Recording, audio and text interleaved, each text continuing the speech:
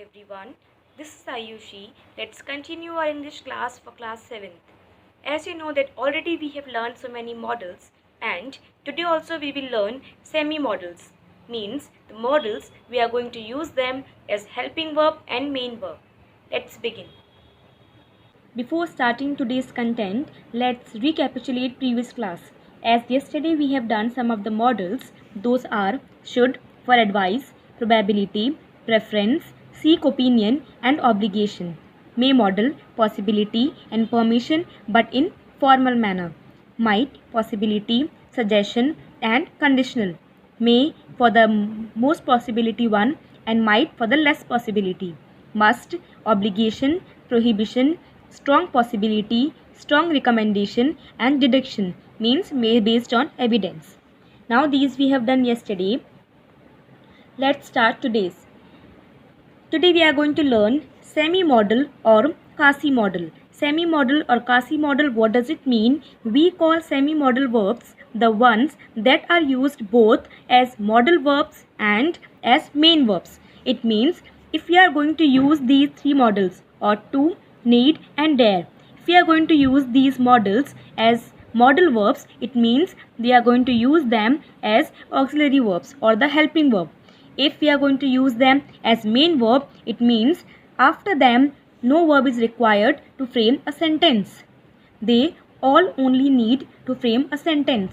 So they can work as modal verbs also, or helping verb we can say, or main verb. Fine. So we call them whether semi-modal or quasi-modal. Fine, students. Now let's learn about ought to. Ought to expresses duty or obligation, like you ought to be careful choosing your friends. Ought to, or we can say, we can even use over here should also.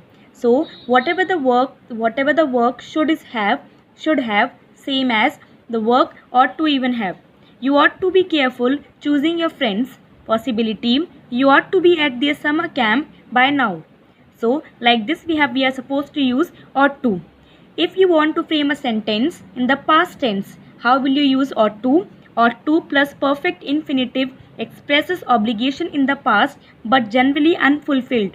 Means this has to be done but it was unfulfilled. Like he ought to have visited his dentist regularly. Fine. So mainly ought to expresses duty or obligation and possibility. Fine. Should and ought to, they both have same work. See here, ought to is a semi-modal verb because it can function as a modal verb and can also act as a main verb. This even I have told you earlier. Unlike the modal verbs, it is followed by preposition to. You can see here, ought cannot come alone. It will always follow that to. Fine. Making the main verb that follows it an infinitive, but like the modal verbs, it does not change form for persons such as taking an or s. For the third person singular, generally we cannot do oughts to. Means only ought to will remain same whether we have a singular subject or a plural subject. It will remain ought to only. It will not change anything. Ought to can be replaced by should. As I have told you, should and ought to, they both have the same work. So as they both have about the same meaning, ought to can be used in the negative and contracted forms as ought not to or oughtn't to. Means we can frame our sentences by using the negative word like ought not to or oughtn't to. Ought to comes after the subject and before the main verb in a sentence.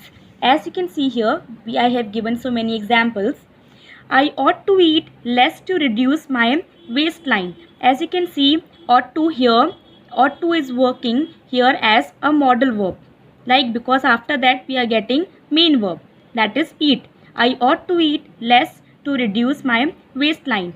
It ought to be our pet if we can catch it.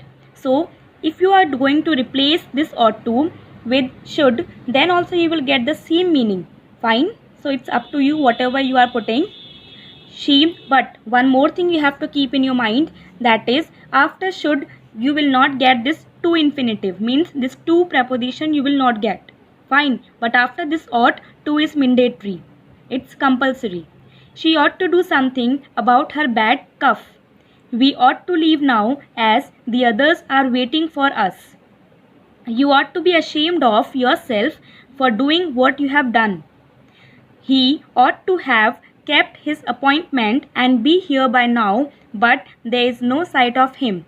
As you can see here, with we also we have used ought to, with he also we have used ought to. Means if subject is singular, it doesn't mean we are supposed to put over here s.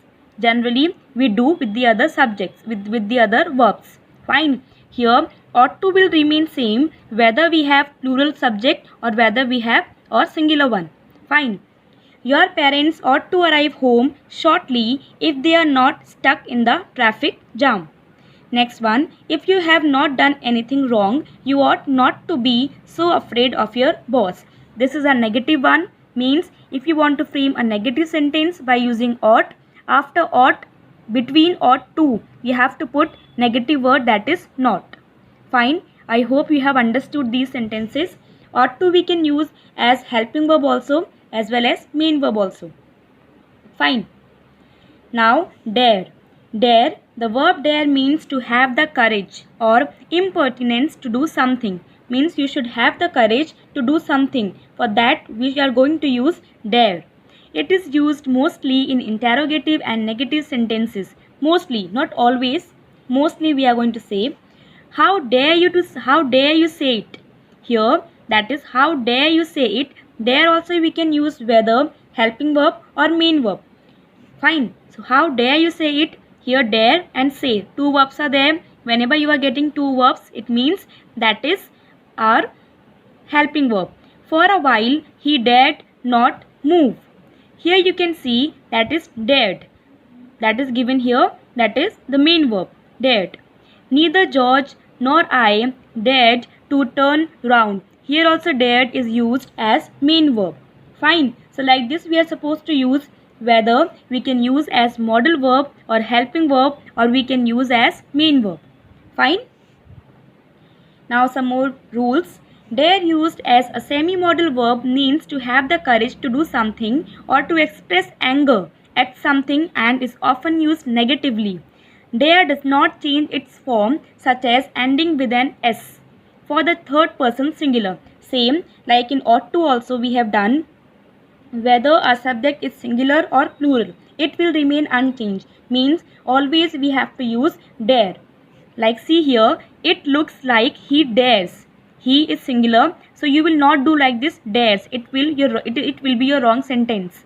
You have to use it looks like he dare fight the big guy. Fine. So means subject is singular, you have to use dare only without s. Fine. Next one. No one dares. Again no one is singular, so you will not use s. No one dare go in there which is said to be haunted.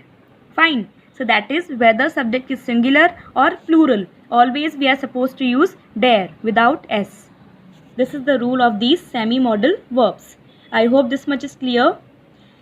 Dare is often accompanied with the negative word not to form negative statements. There is contraction of dare not, which is daren't, but it is rarely used. Means we can use even dare not, we are using nowadays, but daren't is a very rarely we are using. Fine, but it doesn't mean it's the wrong word. Rarely we are using, but it's a right one. They dare not complain about the boss's son. So whether you can use dare not or daren't. I dare not talk to her when she is in bad mood. Fine. So she dare not sleep alone in the dark. So with these negative, as we know, we always put the negative word before after the helping verb only. So here dare in these three sentences, dare is used as modal verb. Fine. So after them we have used not, and then we have got the main verb like complain, talk and sleep. Fine. So we can frame our negative sentences also by using dare. Next one, dare comes first before the subject to form questions. If you frame questions, how will you use? How dare you rudely interrupt when I am on the phone talking? You can see, if you want to frame a question, what will you do? You have to put dare word before the subject. You is subject here, so before this we are going to use dare. Dare he deny it when he is caught red-handed? So he is subject. Before that we have used dare. Dare anyone say I can't do it. So that is anyone, subject. Before this we have used dare. I hope this is clear to you all.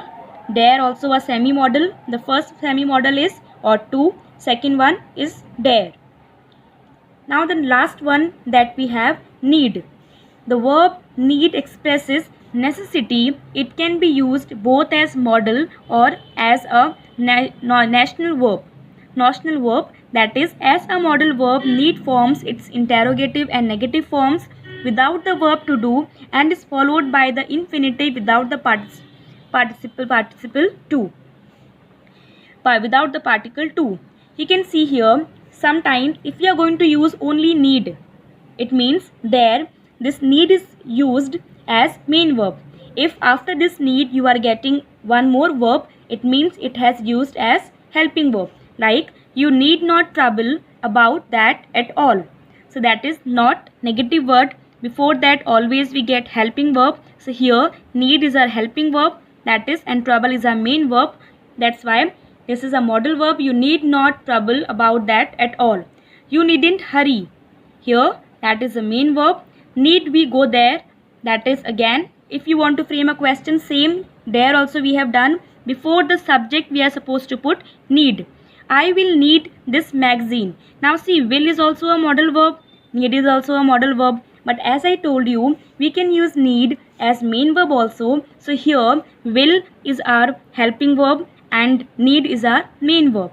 Fine. So like this we can use according to a sentence need that can be used whether helping verb or main verb. Now see some more rules. Need, like the other semi-modal verbs, can both act as a modal verb and as a main verb. It follows the subject and in turn is followed by the main verb. The semi-modal need is used in mostly negative sentences with the word not following it. Means with this also, as we have done oughtn't to, daren't and same needn't. Together they can be contracted to needn't. So means all the three semi-modals we can use by using not. Now see some examples. You need not be bothered by what they said. Whether you can use need not or needn't. We need not hurry as it is still early. He need not apologize because it's not his fault. Now you can see here you and we. These we can count as plural. So here also we have used only need.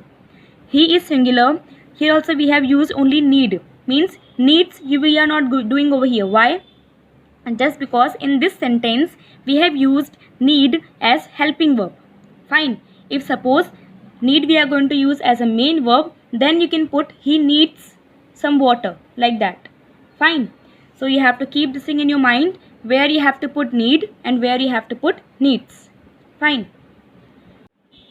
Yes, this is your classwork, students. Fill in the blanks. You must do well in your exam. Simply someone, as I have told you yesterday even, that before the exam someone is going to say in a very compulsion manner. So he or she is going to use must. I am not sure if I can reach in time for dinner. It might be very late by the time finish my dance class. So you can see here possibility is there. Because of that we have used might. This painting may have been created by Leonardo da Vinci, as here also possibility is there. So we have used here may according to our options. You must be joking. Simple. No one dare disobey the headmaster. That is, dare means to have courage. We ought to reach home by 9 p.m. As you can see here, I have given both the verbs. Those I have told you, we can replace them. Ought and should. Then why did I use over here ought only? Just because in the sentence, in the blank you have to put whether ought or should. But you can see after this blank what is given? To. Whenever you are getting this to preposition, so in the blank you are always supposed to put ought. Fine. So just don't forget this thing. Ought to will come together. Fine. Should to will not. That's why we have put here ought to. You should walk for half an hour in the morning and evening. Fine. So I hope you can do it. Now with today's class, I hope you all have understood modals completely. Thank you.